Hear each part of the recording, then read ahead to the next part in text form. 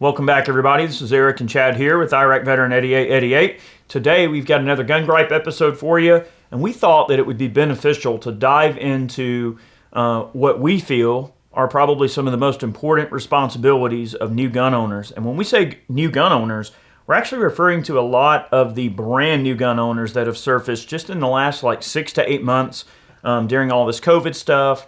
The change in administration, there's been a heck of a lot of people getting into the Second Amendment, and we'd like to dive into this idea a little bit more and try to, give you guys an idea of how we feel about it. We've obviously been in the gun world a long time and been into firearms a very long time, so maybe you can take it from us and get a little bit of perspective here.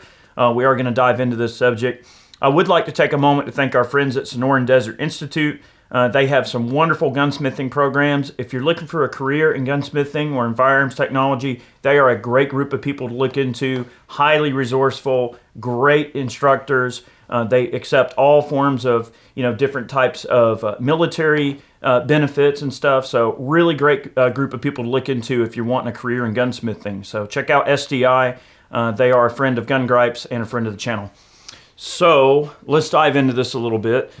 We've already done a few videos where we've discussed things like safety for new firearms owners. So if you are looking for some safety and some basic instruction in basic gun safety, we've done a whole video on that to introduce you to some common gun actions. We've also done some ammo videos for beginners where we've discussed some of the different ammunition that's out there for various firearms. We've also done shotgun ammo roundup for a lot of the people that are new to shotguns to explain the differences in all kinds of shotgun ammo. So we've made a very conscious and deliberate effort over this last year to put out content that we feel will be beneficial to you as a new gun owner. And when you're new to something, what do you typically do, right? You're like a sponge. You soak up information. You get into something and you research it. And I understand, right? Whether it's a new firearms purchase or whether it is just a new undertaking, right? We tend to do that as people, right? We like to research and get all kind of information and sort of nerd out. Or maybe you purchased a given firearm and you're looking for that sort of confirmation bias, right? You're looking to different content, right? You might go watch Hickok or Such or Tim at Military Arms Channel, or Mr. Guns and Gear, and you may, watch 5 videos about the same product to go, hey, did I make a good decision? So there's that confirmation bias that we're always looking for. Sometimes we're looking for information, but you're here ultimately because you want to know what we think maybe about what your responsibilities are as a new gun owner, and you'd be surprised how we feel about this. So well, I would say before we get too crazy, if you haven't subscribed to those YouTube channels, take a moment and make sure you are subscribed to some of the best YouTube channels out there in relation to guns. Now, I'm not going to step out on this limb and try to list them all because I'm going to leave someone out and they're going to get their feelings hurt. But just know that there are a ton of great channels out there with lots of great information that will teach you tons of useful things about firearms. There's people that go all the way down the rabbit hole of history and all of that, deep, dark secrets and everything. And then there's folks that are more entertaining. So no matter what type of gun channel you follow, pick somebody that you think you dig, you like their content, subscribe. You want to make sure that you click the notification bell so that you're being notified when their videos launch. So that's important. Find some great gun content. That was probably a first.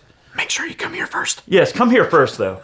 So what are some of the responsibilities that new gun owners are going to be facing? So I think you mentioned early on, and we've done videos on safety for new gun owners, okay? Talking about various action types and such, how to operate those particular actions, how to make sure that the weapon's clear, okay, and it's safe to store. We've talked about firearm storage. These are all kind of common sense things, okay? If you're a new gun owner, you need to know these things. You need to know how to properly handle the firearm. You need to know how to operate it, make sure that it's unloaded. You know how to store it safely, keep it out of unauthorized hands, that sort of thing, especially children, okay?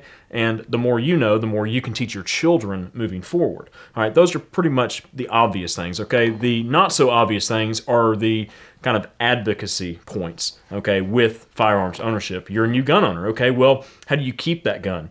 Okay, you have to advocate for that firearms ownership and advocate for the Second Amendment. And, once you start going down that road, it's it gets a little bit deep and crazy when you start going down the road of true advocacy for the Second Amendment. But firearms ownership it's a heritage, okay, in this country. All right, it is something that is passed down from generation to generation. Okay, firearms won our freedom from a tyrannical regime. Okay, back in the day. All right. If you don't know about the American Revolution, you need to go read a history book. All right. So firearms helped us win that war and win our independence. Okay, from Great Britain. All right. Pretty important. Very important. All right. So firearms are at the forefront of what it is to be American. All right. So in order to keep those firearms in your possession, you have to, be a little bit more politically active moving forward. You have to think about what's going on in not only like the Congress and the Senate, okay, the House of Representatives and the Senate on a federal level, but you also have to be mindful of what's going on a state level. You have to be mindful of what's going on even on a county and a local level, like even down to your city council, because there's a lot of city ordinances that might come up that you may not know anything about that could turn you into a criminal overnight. So probably an important thing that you can do if you're a new gun owner is get involved in a political rights advocacy group or organization. There are several good ones out there. I strongly recommend Gun Owners of America.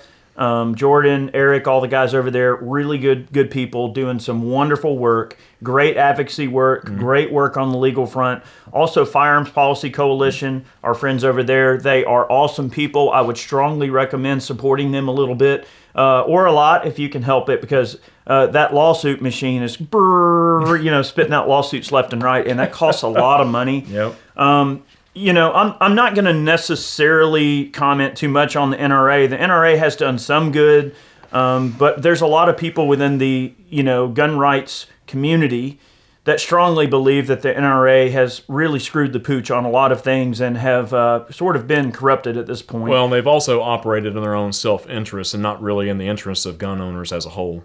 I think that's a very astute and honest observation. And the thing is, it's like if we're being honest with ourselves, you've got to look at pitfalls and achievements, right? And the pitfalls and the negative connotations for the Second Amendment that they've personally been a part of and that they've helped orchestrate far outweigh any good that they've done. Now, is that to say that the organization is not capable of good? Well, of course they're capable of good. Every person or organization or community of people is capable of good and bad.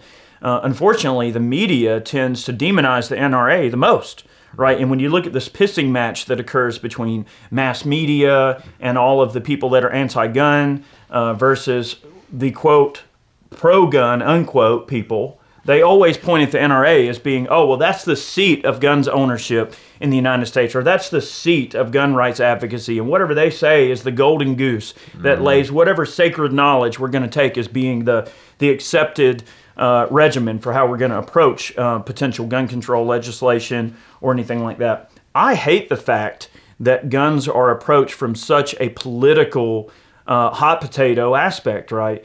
If you're a person that's just bought a gun, I mean, over the last year, there's probably been several million new gun owners. It's kind of hard to note the exact number because all we can really go by is like Nick's background checks. But just from the last probably 8 or 9 months, hell, maybe even getting into almost a year now, okay, the guns started selling really crazy in 2020. Anytime it's an election year, you're going to get an increase in interest in firearms. And it's just because people were worried about, politics. Gun grabs, Politics just do that to people without making this a left or right thing, or even without even making it a political thing. The bottom line is that gun rights as a whole are highly politicized, and it's very unfortunate that they are, because there's nothing political about it, if you think about it. It is one of the most clear and concise rights that we have. On that grocery list of rights, the Second Amendment is very high on that list. It's the milk and bread of our rights. If you compare it to a grocery list, right? What do you write at the top of your grocery list? The things that are most important to you. The stuff you don't want to forget. The building blocks of the meal of the rest of the grocery list is at the top. You can't make a meal without eggs, bread, milk, right? You got to have those basics in order to combine and make yourself a sandwich or make yourself all the other aspects of your grocery list. So the Second Amendment is so important to the foundation of our country and our rights as a whole and protecting our rights as a whole. It's the second. It's not the last. It's near the top of that list for a very specific reason. And you think about the two most important rights that we have are freedom of speech and, the Second Amendment, being that we have the right to bear arms, right? Because those two go in hand. They're going to infringe on your right to say what you want. I mean, that's how our country was founded, because we weren't persecuted for our beliefs and we escaped to come here, right? So our founding fathers and their genius knew that the right for people to say what was on their minds and express themselves in an open and fair manner and having the teeth to protect that were so important that's why, from a foundation standpoint, they are the foundation of that document for a reason. Well, look, also, not only being able to express, your speech however you deem necessary, but also expressing that speech without fear of some government official saying, oh, we don't agree with that, so we're going to put you in a gulag. Because this happens in other countries around the world. They don't have the constitutional protections that are put in place here in the United States. A lot of countries don't have a Second Amendment. Some countries recently have added basically the equivalent of a right to bear arms, in their country's constitutions. But this is something that is few and far between, and America is very unique in the aspect of our Bill of Rights and our Constitution and how we were founded. But you don't have that fear, But the First Amendment, as we've seen lately, with all the cancel culture and things like that have really been blossoming lately, you see the freedom of speech being attacked. If you don't agree with the mob's thought process, then you get canceled professionally. I can't tell you how many celebrities we've seen that are on the conservative, or libertarian bandwagon that come out with something that is factually true, and they get canceled for it. Just because the mob, the woke mob, so to speak, comes out of the dark caves that they dwell in, and they just get together and band together and attack this particular person, and then they wind up being fired from their jobs. I mean, we saw that with the actress Gina Carano recently from Carano with Mandalorian. But it's just insane that you can't express yourself anymore these days without fear of being attacked professionally and just personally. The same thing with guns, Gun ownership is taboo these days. Look at how the media has portrayed gun owners over the past couple of decades, if not even a little bit longer time frame than that. Gun owners are demonized in the media all the time, and the public at large sees a scary black rifle, and it's like, oh well, weapons of war. That's the mindset. We don't need these on our streets. Well, the weapon of war that they're discussing is the AR-15, and the AR-15 is one of the most commonly used firearms in America today. It's used extensively for self-defense, home defense. It's used for hunting. And it is a weapon that is used on our battlefields. The entire idea of the Second Amendment was to give the people the same capability of the military at the time. So, literally, why are we not choosing from a grocery list of firearms that we could have at our disposal for our own personal protection? Well, because of gun laws, and the NRA put a lot of that into place, as Eric mentioned in the past. But the gun rights organizations that he mentioned are excellent to get involved with, because they will keep you abreast of things that are going on in the political realm, because not everybody has 10 hours a day to comb through every little bit of legislation that's coming down the pipeline and figure out what actually is meaningful and what is not, and what to fight against and what to contact your reps with or against and everything like that. But it just sucks that guns have become so political, and we have to fight to retain what rights we have. We haven't really gained any ground. And if you're a new gun owner and you start kind of looking into this, you'll see that we haven't gained any ground as gun owners in a long, long time. We've just been fighting to keep the rights that we have currently. We were almost to the point where we could get suppressors off of the NFA registry.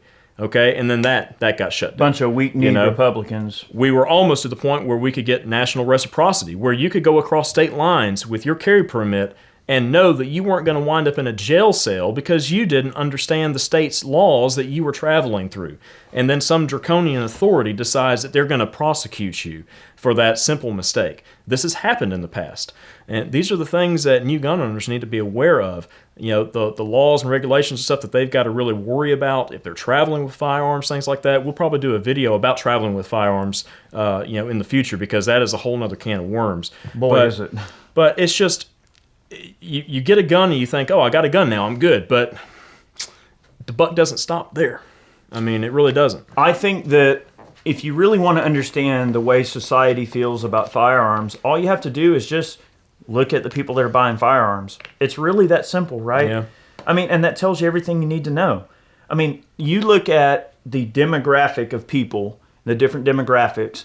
I mean, there are more black people buying guns now than ever before. So all the urban communities and people of color are obviously getting into buying guns, and I think that's great. You should be arming yourselves, right? So that's awesome. Black folks, there's ladies. I mean, there's all different religious backgrounds, different races. I mean, I hate to draw those stark conclusions, but just know that the gun ownership realm is a very diverse group of people. I mean, you've got folks in the LGBT community that are arming up to protect themselves. I mean, there's people from all different walks of life, all different backgrounds, rich people, poor people, black people, white people, yellow people, brown people. Doesn't matter, right, who you are. The Second Amendment doesn't care. They are our rights, and they are not granted by government, okay? They are holistic, and they are natural rights that we have simply recognized. Okay? More or less codified. Yes, we have codified and recognized them as natural rights. So I think that one of the misconceptions about the Second Amendment community, and one of these horrible misconceptions that the mainstream media paints on a regular basis, is that, oh, well, all gun owners are fat white guys with a whole bunch of guns that NRA beat their members. wives, that are NRA members, that add whatever typical stereotype for some poor white person in the woods with too many guns. And they're going to try to paint gun owners as being only that. Oh, they're racist, they're homophobic, they're this, they're that. The fact of the matter, again, when you want to know gun ownership, you look at who owns the guns. And I know when I went to that Virginia rally, okay, I went and covered it. And you guys, maybe you saw that video. It was like from a few years back. But it was awesome. There were so many people there from so many different walks of life, and it was such a humbling experience for me. I was really moved by it because, dude, just to see all these different folks from so many different walks of life, it was just like a melting pot of culture. But we were all united by one simple thing, that we wanted to protect ourselves with firearms, right? It's just that simple. Right? You don't have to agree with this person, that person. But one thing we can all agree on is that we all want to stand toe-to-toe with anyone that would harm our families, our communities.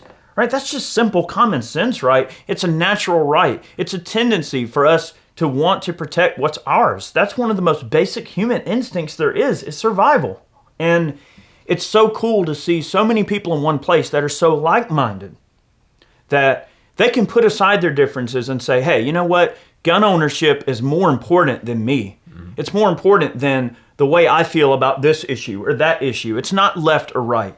It's just people wanting to feel safe and secure and not have to rely on anybody for that, but themselves, and taking things into their own hands and just being responsible about it. And I think that 95, 96, a top percentile of gun owners are just average people from a whole bunch of different walks of life, and that probably aren't even politically extreme in any one area or the other. Most people that are gun owners all share sort of a common bond and mentality in terms of how they look at the world, right? Most gun owners want to be left the heck alone. They want the government to leave them alone. They don't want more gun laws. They don't want any more restrictions on their rights. And they want to work hard, be happy, take care of their family, and have the tools they need to protect it. And I would imagine if you're watching this video, and especially if you're this far in the video, you probably, maybe you feel that way too, just like we do.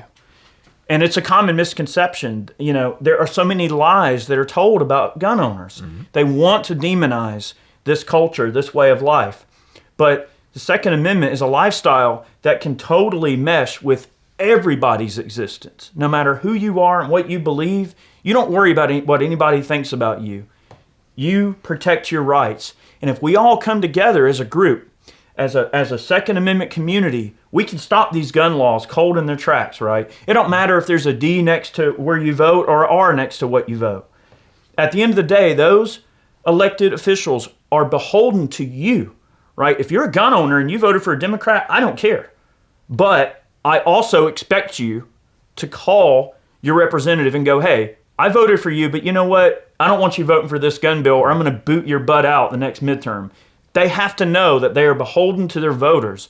I don't care what direction you vote, but understand that the Second Amendment's off limits. Well, it seems like people like Dianne Feinstein and Nancy Pelosi, they believe that their entire constituency, is full of non-gun owning people. Like, to believe that is just, it's insanity. It's asinine to believe that like an entire constituency wants more gun control. Like, I just don't understand that kind of mentality. But I think one of the final responsibilities as a new gun owner is to, as we mentioned, advocate for the Second Amendment. But that doesn't mean just in the political realm and calling your representatives. It means advocating to your neighbor. That's right? probably more important than the political. Because everything begins kind of in your little tight-knit communities, okay? And it spreads from there. That's what grassroots organization is really all about, okay? It's like down home, grassroots organization, neighbors contacting other neighbors, and then that expands to the community, that expands to the township, that expands to the county, and so on and so forth. But since you may have been one of those gun owners, okay, new gun owner, that before you buying your first gun, you maybe thought gun ownership was sort of that stigma, like, oh, I don't really want to be a gun owner. I don't want to mess with guns because I think they're dangerous. Or you don't want your friends or neighbors to know you own a gun. Yeah, but the thing is, once you get a gun in your hands and go to the range, get a little bit of training, learn a few things, do a little bit more research, watch some videos, things like that, you get a lot more comfortable with the prospect of going out and carrying a firearm on a regular basis. I know when I first started carrying every day, I was a little bit apprehensive, and you're thinking, oh, am I printing? Am I doing this? But all that kind of goes away once you shoot a little bit more, you train a little bit more. But I think the big thing is to advocate to those of you, those around you, your friends and family and such, that guns aren't bad, okay? Guns are not some taboo thing, okay? Guns are okay. Beginning to change like the hearts and minds of those around you, and then that sort of spreads out from there. I think that's a huge responsibility for new gun owners. It's just to prove the point that guns are not some sort of evil thing that should be demonized like they are, but guns are an essential part of what it means to be an American. I agree. Boom, done. We wanted to give you guys a little bit of and gals, a little bit of a concept of how we feel about firearms ownership, and this is just scratching the surface, but we have a ton of content here on YouTube, and you should know, right, that we are constantly censored, we're shadow banned, we're algorithmically destroyed, demonetized. I mean, the entire system as it stands when it comes to gun owners versus, let's just say, social media, mainstream media, the powers that be, we're fighting an uphill battle, right? Yeah. I mean, we're constantly shadow banned on Facebook, Instagram. We don't get nearly the algorithmic girth that we know we should have, right? We got 2.5 million subscribers, and we post a video, and it gets 25,000 views. What does that tell you? There's something on the back end. Somebody's dropping a switch, right? So if you're going to subscribe to our channel, make sure you click the notification bell so you get all of the emails about our videos if they even send them out anymore. I've had so many people tell us, oh, we don't even see your videos anymore. So guys, we are fighting an uphill battle against people who own the means of the way that I can reach out to people. And that's a very difficult environment to exist in. But I do hold true to my values, and I hold true to the fact that I'm one of the people that helped grow this platform from nothing to what it is now. And I'm not walking away, okay? I've been here a long time, and I enjoy what I do, and I really enjoy teaching people and getting information out to people and helping people become stronger and more better, well-informed individuals. And that fills me with great pride. It makes me happy to know that I'm helping people. And I feel like that's one of my purposes, right? Everyone has to find a purpose in life, something that drives them. And I feel like this is one of my primary purposes, is to just try to put out information to help people become better informed and exercise their rights in safety and do it in a way that keeps our community safe and keep each other's families happy. We may not always agree on everything, but we can all agree that, hey, I may not agree with your lifestyle, but it doesn't mean I want you to die. It doesn't mean I want you to get hurt. You know, those superficial things that don't matter, we can get by those over time. Time heals all wounds in that regard, right? But we got to stay alive long enough for that to happen. And the world's a sketchy place, right? So hopefully this video left some of you sort of maybe with some thoughts in your mind that you didn't have before. Maybe you're one of these new gun owners and you just need to know, look, we appreciate you exercising your rights, but we need you to be vocal. We need you to get out there and, you know, show the world that the Second Amendment community is a very diverse group of people and that we're not going anywhere. And that's what we need from you the most. So just keep that in mind. And I guess on that note, we're going to leave you with it. Thanks for watching. We hope you enjoyed today's video. We have some awesome shirts over on Ballistic Ink. Pick yourself up a snazzy t-shirt. That's not our t-shirt. But anyway. It's still, hey, well. It's still a cool t-shirt. Wherever that shirt is, you could probably buy it somewhere too. I think that's 9mm SMGs. I think it is. Yeah. It's on the website. Yeah, it is. It is. But we've got tons of great t-shirts. We also sell a monthly box called Man Cans. It's awesome. We've got some custom boxes that we put together full of useful gear. The one that we've got right now is likely the medical box, but it could be different. Just go over to IRACveteran8888.com. Pull up the Man Can section, and you can see whatever we've got for sale at the moment. Links down below. Tons of great stuff for you. We're also on Patreon. If you want to throw a few bucks our way, we could, graciously appreciate your support. Okay, and those of you who are Patreon supporters, thank you so very much for believing in what we do. Have a great day. Many more videos on the way. And hey, if you're new, don't forget we've got tons of other stuff. Gun Gripes is not all we do. We do all kinds of things. We are an all-encompassing 2A channel. We do everything that you can think of. Might take you a few bags of popcorn and a few cases of beer to get through them all. There's like 1,700 videos, so go ahead and dive in, have some fun. Make sure you hit the subscribe and hit the notification bell. We'll see you on the flip side. See you guys.